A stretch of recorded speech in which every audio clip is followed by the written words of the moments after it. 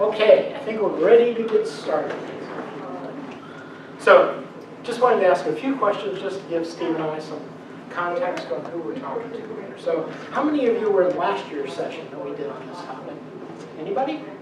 Oh, great. We have a few slides for you, so we won't worry about it. How many of you have virtual reality, augmented reality in your library right now? Okay. You're making progress. And how many of you are planning on putting it in for the next year? Anybody? Okay. All right. Good context. So Stephen's going to go first, and then I will take it.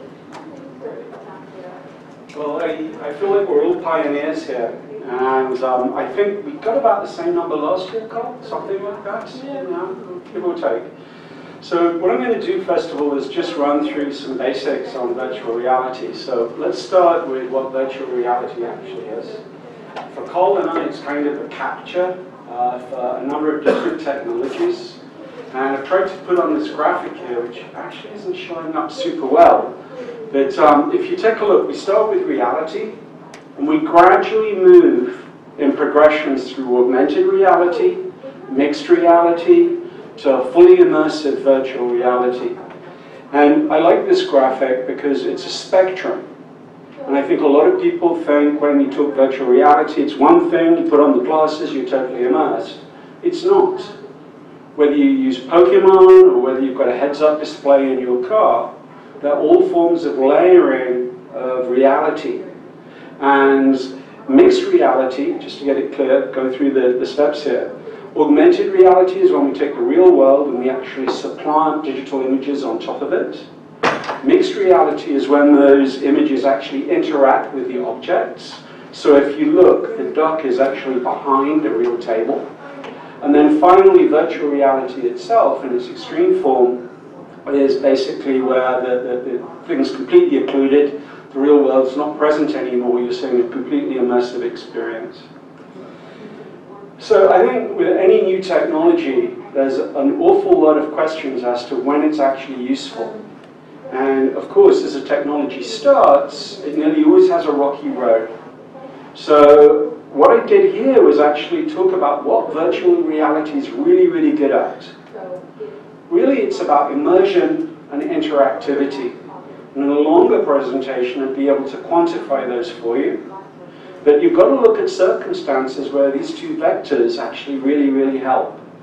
So you see all these circumstances here where virtual reality gives the user something incredibly useful that nobody else or no other technology can give.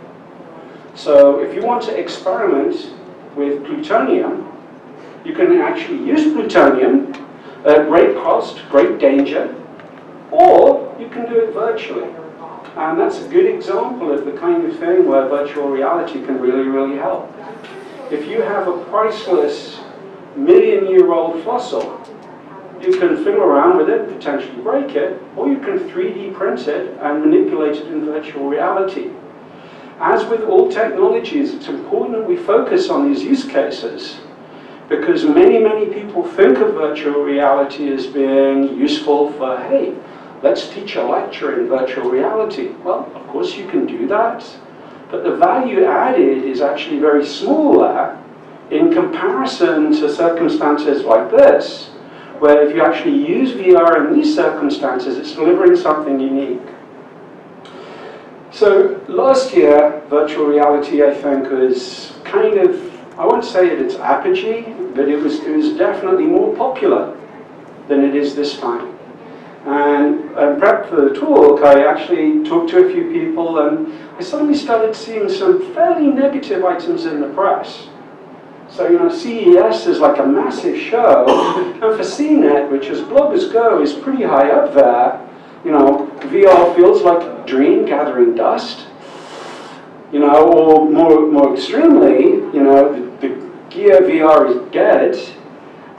One starts to wonder, well, maybe this is a 3D TV moment where we're actually going to see the technology in trouble. And we've got to remember, of course, that the tech is still in its infancy. It still requires special software, and quite a bit of it. It still requires special hardware, and again, quite a bit of it. And most confusing and most difficultly, the standards are really a challenge at the moment in VR. So this rather complex graphic indicates the relationship between applications in VR, the application interface, how one actually accesses those applications, the hardware required to actually access the application interface, and then the devices which actually disseminate virtual reality. And what I'd like you to notice is that if you want to create something in virtual reality today, you can pick your path through this. So, okay, I'm going to build my app in Unity, and then I'm going to actually port it to those 5 different technologies underneath. And even then, I've got to worry about the device under which the content's actually disseminated. Well, this isn't that unlike how it was 20 years ago when, if you had a Mac word processor, you used 3.5-inch floppy, it would only work on a Mac, and woe betide you if you found a WordPerfect user, because pretty much the only way you could get those two things to communicate with each other was to rekey it. So what's the prognosis? We've got really hard tech, we're seeing some negative things in the press. Well, actually, underneath the surface, the momentum around virtual reality is inexorable. Chart after chart shows it. And in our community, this graphic, I think, is really important. This is Google citations since 2000 related to the 3 or 4 basic technologies. So this is word search for phrase, virtual reality, and Google citations. And if you do the additive, we've got an annual growth rate of 10% plus per year. This technology is not going away. Whether the library is doing it or somebody else is doing it, it's really clear. Scholars are actually doing this. So my hypothesis is, if you've seen this before, this is how many technologies behave.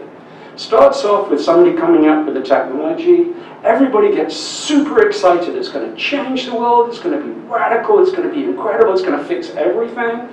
And then fairly soon after that, they're like, oh, actually, putting on this goggle business is kind of a pain. And people get really disenfranchised because the lecture experience, which they thought was going to be really great, is actually not as good. And in fact, it's not that much better than watching on TV. And then gradually, you start to see those applications I talked about earlier delivering real value. There's also some things coming in the, down the turnpike that are going to make a massive difference. This particular graphic is hugely important. There's a W3 standard coming, OpenXR, that is actually going to make interoperability possible and browsability possible. So very much like today we have with word processors, I can actually have Word running on a Mac, on a PC, on a Unix box, in many, many different forms. And when I save it, I can actually open it up in a different platform. The same is about to happen. We can create in Unity. We can actually then export that immediately to multiple headsets and multiple different applications. So the use cases underneath the surface that we found across universities are substantive and very, very real. This graphic shows pretty much every discipline every discipline I looked at, I was able to find an instantiation of virtual reality. Even things like mathematics, you're like, why would mathematics and virtual reality? Well, if you're actually looking at graphical interactions and graphical functions, being able to see those in 3D virtually lends a completely different level of understanding. Think of something like a duodecahedron or a icosahedron. Flat representations of those objects simply don't work. Really, to understand them, you've got to see them in 3D. I don't actually have it on this graphic, but even a discipline as dry as philosophy actually has a number of VR-specific applications for it, around mindfulness, around consciousness. There's a great deal of areas where VR can help, and it is happening. As Carl's about to talk about, we need to make sure it happens in the library. So to wind up here, I kind of took a look at one discipline, counseling, where my company's doing a good deal of research. And what we found was in counseling and social work, the deliverables, the outcomes that VR is generating are substantially better. We're looking at a 40%, this meta-study showed a 40% improvement on, by using VR versus using video. I recently attended the APA's Technology Night. I'm sorry, you mean VR and training people? Or so I mean you have a phobia. You basically train to overcome that phobia, and there's a control group of the video, and you have a control group in VR. And the effectiveness of the reduction in phobia, as measured by cortisone levels, was actually 40% better in VR. It's literally scientifically, empirically proven that VR is more capable in this field. And in fact, this particular person was speaking recently at the Technology Mind and Society conference hosted by the APA. This is a practicing therapist. And I wish she was here because her enthusiasm for the tech was substantial. She talked about getting phone calls from a guy who'd been unable to visit his daughter for many years because of his fear of flying. And thanks to VR treatment, he was actually able to overcome it. And why she's so excited about it is that historically, you cannot emulate enough the real situation. But when you put somebody in an immersive video, an immersive VR situation, and actually have them belt in a seeming air seat, and get that feeling of the enclosed cabin, all those fears start to come, and because it's controlled, she can actually speak to the patient at that time saying, hey, don't freak out. Look, the belt which you're putting on is actually less invasive than a car belt. Why are you getting freaked out here? And can actually track it because it's a controlled situation. Her argument is that virtual reality in this niche of counseling, the removal of anxiety and phobias, will become de rigueur across counseling in the next few years. It is that more effective. So pocket after pocket, I've only got one example here, pocket after pocket where virtual reality can really help is being actually built. Coherent Digital is actually in the midst of producing a product called Mindscape Commons that will actually pull together a whole load of virtual reality applications. We've been doing research. Some of you in the audience here may know of more. We'll be making this research publicly available. So far, we've found about 200 applications in the fields of social work, counseling, and mental health. And about 64 universities are actively creating these. The trouble is, though, that most of these applications are wild, as in they're uncatalogued, they're unfindable, they're not listed on a LibGuide, they frequently use esoteric standards to actually deliver. They often require very, how to use a game controller type training. So our idea here is to actually build a community where we can progressively push this forward. And the list there are editor Elizabeth Roby. Please contact her if you're interested. And I want to finish here before turning over to Carl, because my perception is that one of the biggest ingredients that's not there yet to make virtual reality successful is the absence of a library.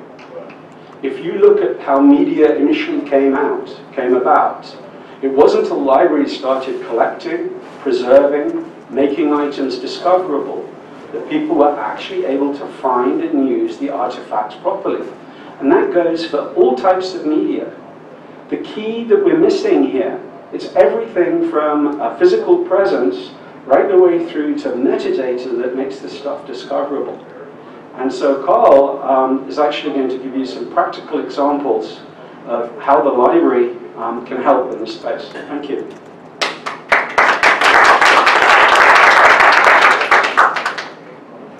Okay, so I'm from the University of Oklahoma, where we are one of the pioneers of doing work with virtual reality in higher ed. So we have expanded it. We're now taking on augmented reality, extended reality, and doing a lot of work in various areas.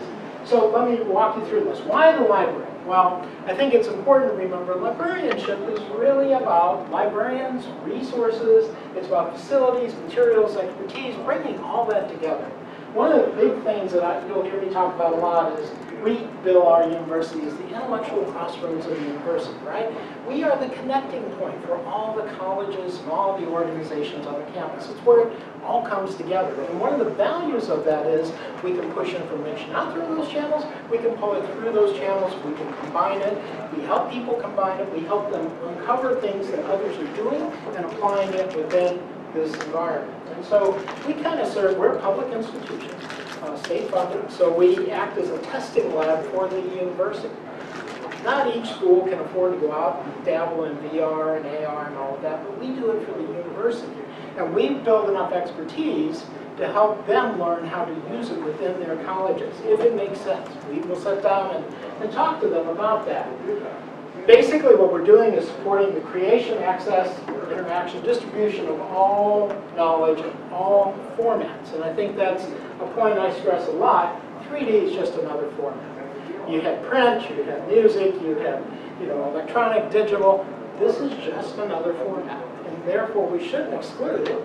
It's another way of expressing knowledge, exploring knowledge and information. And this is a format that we can bring into the library. VR, AR, 3R, these are all just new ways of accessing 3D objects. We've created these things in 3D, and VR, AR, MR are all just ways of accessing and using 3D objects. And that's what we're doing. Now, this is a report that if you haven't read yet, you might want to grab it. It's free. It's on the CLEAR site. It was done by a number of universities through CLEAR.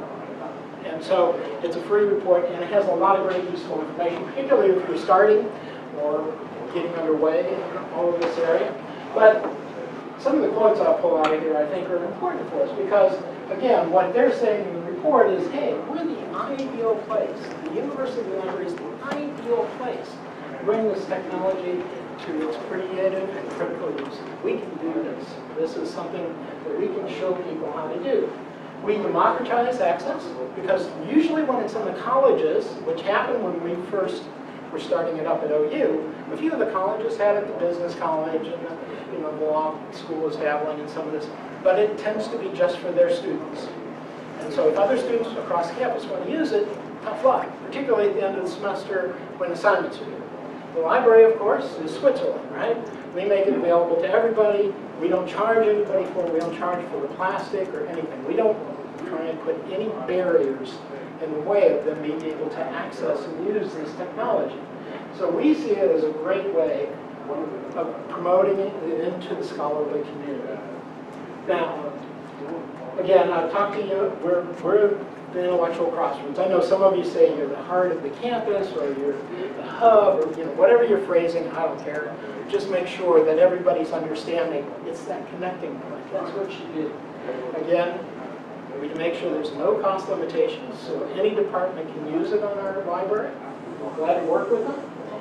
We facilitate collaboration. One of the things that is so powerful, and some of the stories you'll see here, are that because we're working with people from across the campus, we often tell them, hey, somebody over in that other college is trying to do something very similar. Maybe we can connect you and there'll be some results. Or maybe we're aware of bits and pieces that are being done, but we connect them through VR and 3D. And that can have some really powerful results. And it's just amazing when that happens. Going back to this book again, I think what we as librarians have to realize is the potential it has to enhance our role in the academic community. That it really does, it brings you into all of those colleges. I have been, this semester alone, which of course we're well into towards the end, I probably have had 5 or 6 of the colleges come to me with new projects where they've seen us do something for another college using VR, AR, 3D. And now they're at my door going, hey, can you help us with this?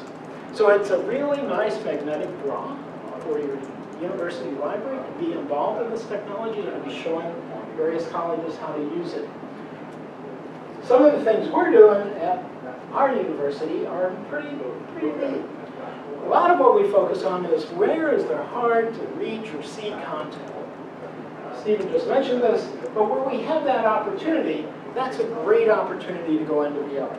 Chemical compounds, biology, plant cells, all of that kind of thing, or what we do. That's touring some chemical compound up there on the screen there. And you can see the students around our group of tables in the lab working away, all touring through these chemical compounds. You can see fragile, you can see the destroyed, because it's no longer there, but we can reconstruct it using photogrammetry. Microscopic things we can show, sociologically relevant, all kinds of options we have there. And of course, we can create first-hand, unmediated learning experiences with objects. So they can sit there and work their way through it. And it's just them and the object in 3D, VR. We have a space called Innovation at the Edge in our library. It's on the main aisle. As you walk in, it's got great big windows so you can see into it what's going on. And these are the things that we primarily do in this space. Now, we are always evaluating new technology as it's coming out and looking at pedagogy and research and saying, do we see a fit? Do we see that it can do something, either in pedagogy or research? And if it does, then we try and grab some professors we know that are more cutting edge in their thinking and pull them in and say, hey, look at this new technology we've got. Haptic gloves. We're doing a lot of work with haptic gloves at the moment in our fine arts college, who has music, and they're trying to extend the ability of people who are hearing impaired to experience music at different sound ranges. And so we're working with them right now where if the music gets to a certain frequency, we'll convert it into a haptic device, and they'll be able to feel it on their skin even though they can't hear it. Maybe it's vision. There's all kinds of options we have here. So there's ways to take reality as a person has been forced to experience it and maybe extend it for them into a way that we experience it. And of course, the other part of that is to think about reality is actually different than what we know too, because our senses are limited as well. What could we experience as a result of some of these new technologies? So you can get all kinds of great ideas cooking when you're thinking about this technology. But where we primarily focus is 3D printing. A lot of folks want to print, and maybe it's an entrepreneur wanting to print an example of a project they want to go get funding for. Maybe it's virtual reality. They want to work in space and shape it before they print it. Electronics, we help our researchers build microcontrollers and build data sets in order to do reproducible research.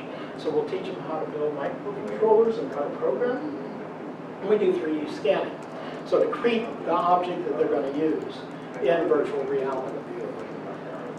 This is our lab. You can see it here. That's a pan shot, so it's kind of stretched funny. But you can see it's about a 250 square foot room. Our VR chairs are back here. These are custom built chairs that we had put together when the Oculus first came out. And it helps you have defined space. A lot of times you're in virtual reality, you're waving your arms, you're pointing, you're manipulating. And if you're in a headset, you don't realize there's somebody next to you. This gives you a defined space if you set in a chair so that you don't do that. That was why we did that. But we have tables here that we can reconfigure and work with. This is a typical day in the lab. It gets a lot of use, and a lot of folks are in there. Classes are held in there, teaching them how to do it. All 13 of our colleges now have at least one class where the students have an assignment where they have to come into the library and do something in virtual reality. Every college has at least one class. Now, it's just one. It's not like we had 20 classes in every college, but it's a start. And I think it's showing them that the results of this result in better comprehension, better understanding. We've got several articles now that have been generated out of OU by professors showing that, yep, VR adds real value in the learning experience. One of the things we've done with ours is to create a portable VR setup. This is a guitar case, by the way, for those of you that are musicians. And we loaded our VR set in that so that we can carry it around to campus and take it to classes. One of the most popular applications is to take data sets and let students explore data in virtual reality. When you can walk through a data set, you can find relationships that you just don't see on the screen by itself or sitting there looking at it in the columns. When you can walk through it, pull it apart, expand it, they find new uses. So we've been doing that.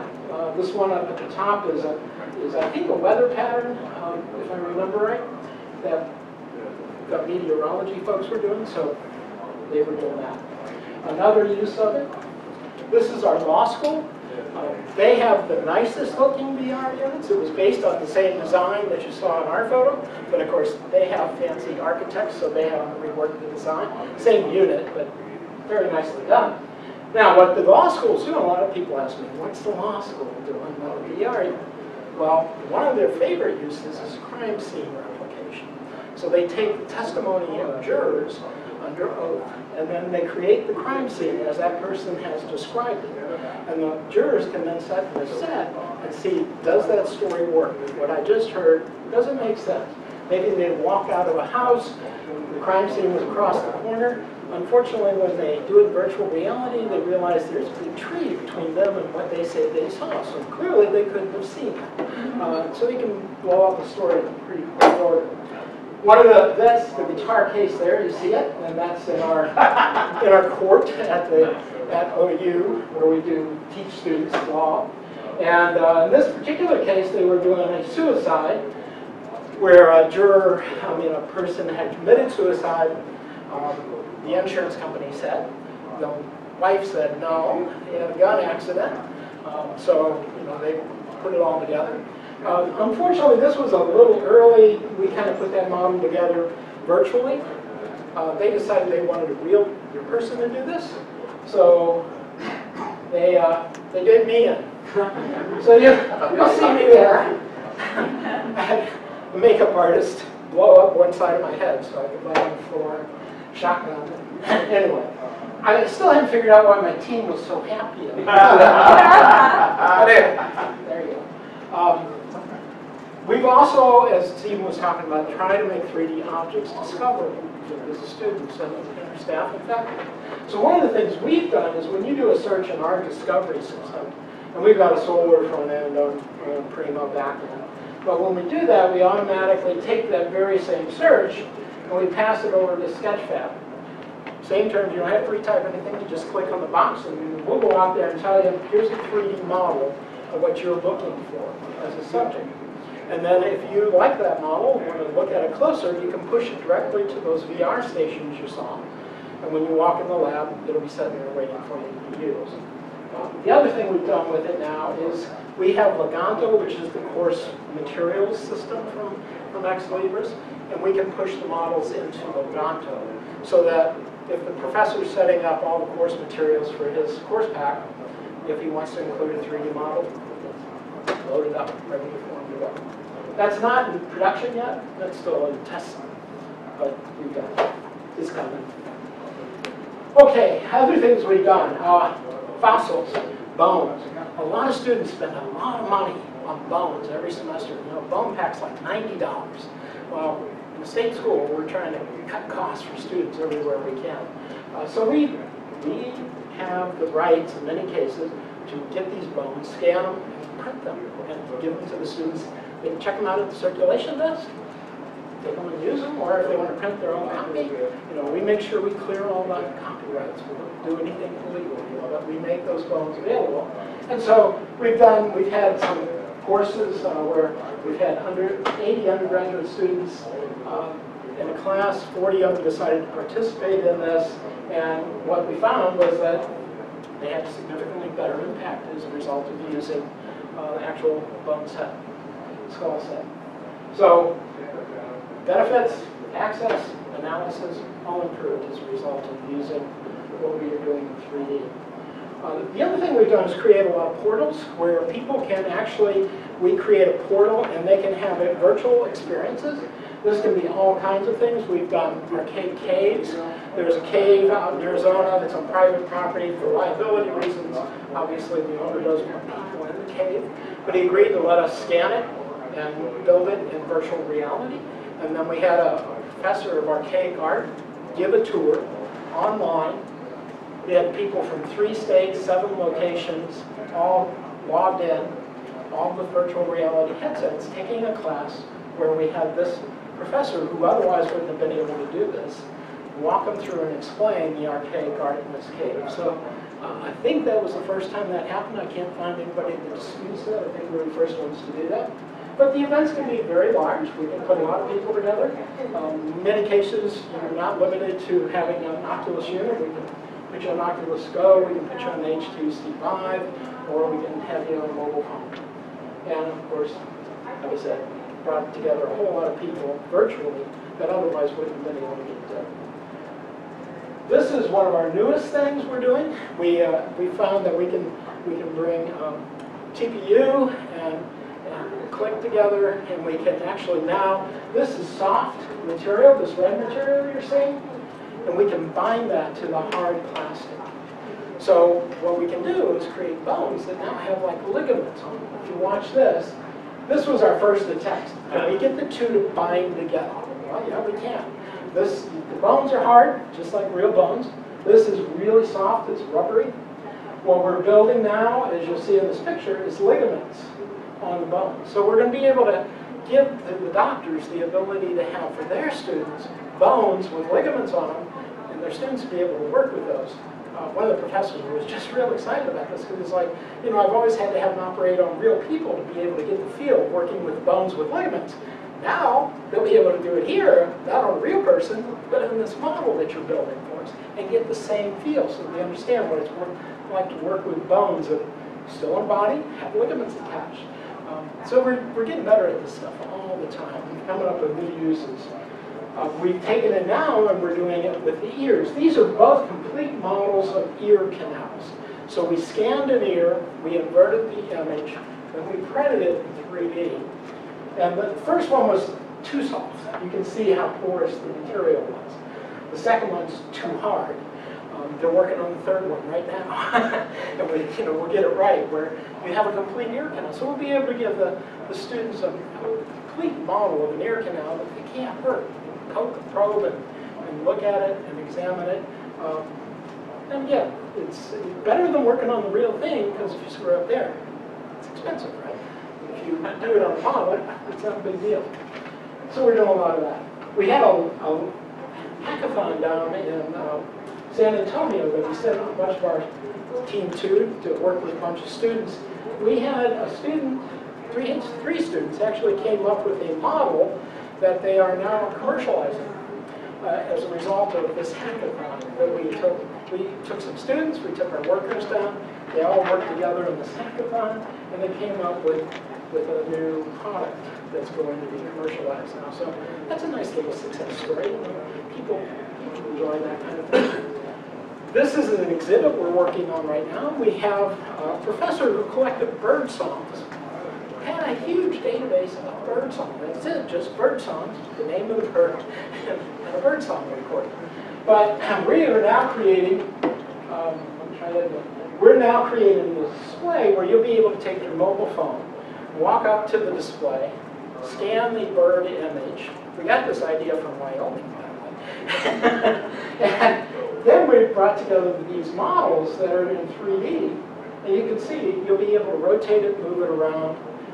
And so this is an exhibit that'll go up later this year, but we're just now putting it together. But it makes a display, an exhibit, far more interactive. And by bringing the bird songs in, it really adds a nice touch to hear the birds sing. And since humankind seems bent on destroying birds, this might be useful to have long into the future. It uses open source tools, it can be used in libraries, it can be used in museums, there's all kinds of places where this can be used. So, this fall. This was a bunch of students that we had working, doing a dig with our archaeology group, where we said, post-apocalyptic USA, you have to go back and find the remnants of civilization and try and figure out what happened. And so we took a space in our office, which is on the left, and it looked like that to the students. And they had to find various artifacts. And this is the students in our lab working their way through that model. So it's like taking them out in the field and teaching them archaeology out in the field, only we're doing it in our lab in VR, and they have the same experience. So VR has really got some potential in lots of ways. We're doing a lot of work on accessibility. This is a huge issue in VR. If you don't have all the same capabilities as a lot of people, then how do you use VR? So we've been working with a number of institutions. We've got some software that we put together to help address this. We're working with a lot of leading institutions across the country on the issue of accessibility. So it's something to keep in mind. You can bet your accessibility people on campus will ask. So to be able to say that there's work being done is helpful. Give you some metrics here real quick. 2017, that was a basic set of numbers. We had 500 participants in our classes, about 100 workshop participants. We were in 11 of the 13 colleges in 2017. And we got about $95,000 in research money for some of our projects. Last year we had 522 participants, 300 workshop participants, so lots more people trying to learn about the technology. Now all 13 colleges, as I said, are now represented, and we got another $104,000 in research. So you know, it's out there. If you're willing to go do the work, you can secure some of this. We're getting a fair amount of press. Rhode Island snuck in there too, but that's been on the cover actually, as I recall. Yeah, but we got covered back here. Anyway, it's a point. If you are doing work in this, you do tend to get a little extra press coverage. I know my provost likes that. I assume your provost probably too. So just something to keep in mind. If you need more information, again, Steve and I did an earlier version of this talk last year, and they just last week released the papers from last year's conference. So we've got one up there that we did last year, which has more background than what we gave you today. And this report, again, I think is really excellent. It's still being heavily cited and used across the academic community for its information about work in the field. So hopefully you find those two documents you share. And then if you need to get a hold of either one of us, there you go.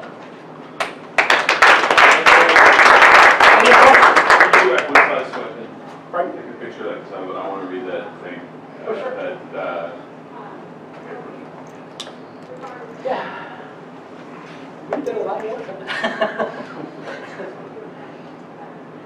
We find it kind of amazing that a year after you do the presentation, before the paper hits the deck. Okay, whatever. Yeah. Or the night before you have a presentation, a lot of people make very similar points about the usefulness of presentation stuff at libraries. Any questions? You just want to get out of here? I have a question for Stephen. I was curious with the coherent digital, how you're going to aggregate and collect those applications. If you can speak more about that.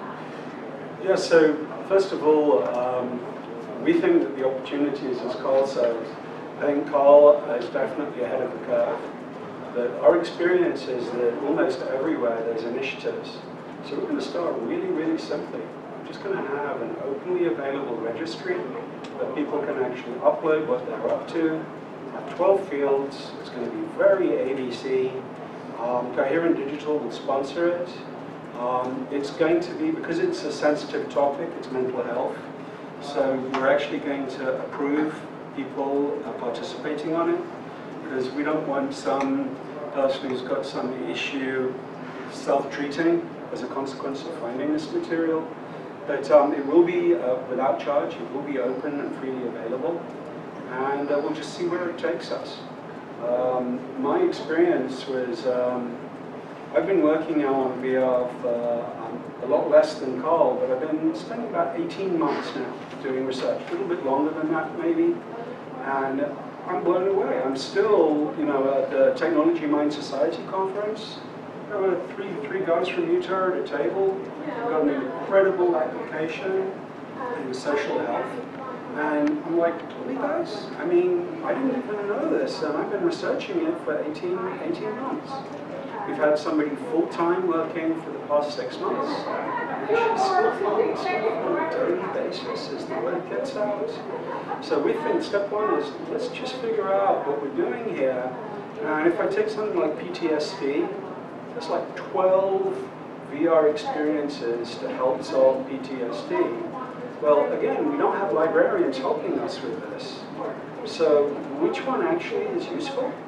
Which one actually is not useful? Which one actually works with which technology? And you'll go on a website and you'll be like, yeah, we've got this incredible, you know, thing. And you're like, okay, is this Go? Is this Vive? Is this, but you know, what is the platform? And it's just not clear. So, like many things, we're going to start small. And our idea is that we're actually commissioning some content. So the commercialization will follow subsequently after we understand the space better. Stephen's good at listening to me gripe about the problems we have in trying to spread this technology through higher ed, and he's proposing some solutions. So that's why we do these talks together. He's on the right track. Well, I don't know. Yes, please. For Carl, when you started this VR thing?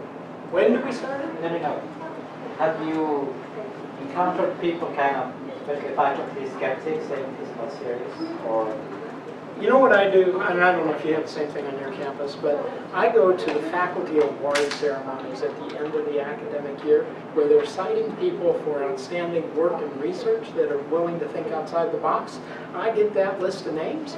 That's my first target, and I want to introduce them because I know they're willing to think outside of the normal routine and they're willing to take risks. Bring them in, see if we can help them with this technology. If we can, and if you can give them a success story, they will broadcast it everywhere. They'll write papers about it. Then you've got something to point to. And if it's within the department, you're trying to get another person, it makes it a lot easier. Also, bring in the deans, set them in the chairs, put them in the VR, show them the power and potential. I swear to you, every time I do that, I never have a dean that doesn't say, when he gets out of that chair or she gets out of that chair, I want this in my college. I want my professors using it. Great. Tell your chair. We'll tell the students. We'll squeeze the faculty from all sides until we get them to go where we want them to go. It works. It does work.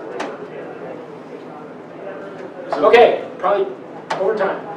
I was just going to say as a writer to that one final comment. I presented on streaming video at Charleston in 2007, 2006. And it was a plenary session, and I asked for a show of hands who thought streaming video was going to be big. And like 8 hands went up. And so now it's just self-evident. This is the next step. Why wouldn't you want content in 3D? Why not? So to me, it's a missionary thing, but it's actually why we're here. We're here to help make it happen. Thank you. Thanks.